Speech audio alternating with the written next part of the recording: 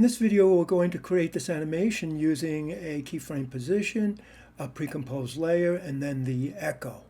I've imported a PNG file, so there's no background.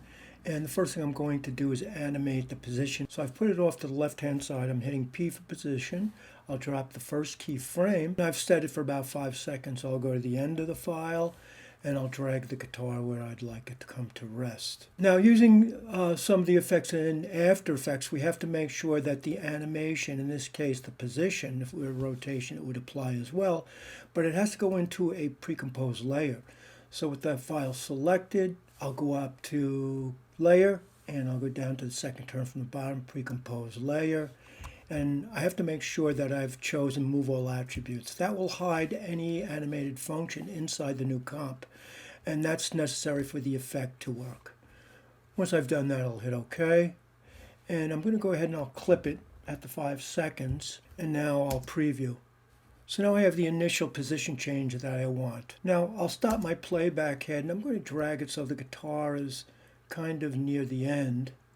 And I'll go up to Effect at the top of the user interface, Time, and I'm going to choose Echo.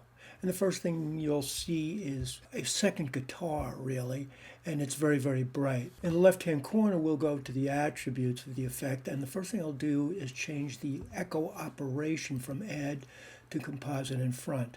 And that will make sure that the original guitar that slides across the screen will be in front of all the replicas. Now the next thing I want to do is change the number. So I'll just put an arbitrarily number 5, and you can see now that there are 5 guitars behind the original. Now to separate them out, I would go up to where the echo time is, and I'll just put a different number in here. I'll hit return. So now you can see that there are the 5 replicas, and then just depending on how much space you want between them, you can change that number. You can also just click and drag with your left mouse to separate them out as well.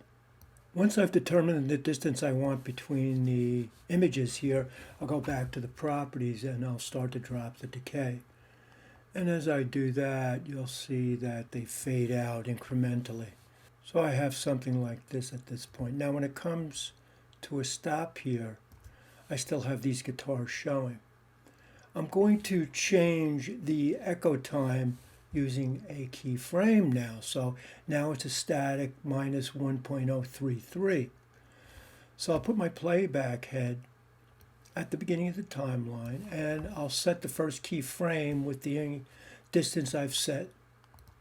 And then I'll put my playback head at the end of the clip, and I'll make the echo time a 0. You can see now that as I drag through, they get closer and fade out just as it's about to come to rest. I would use the same technique on the rotation position as well.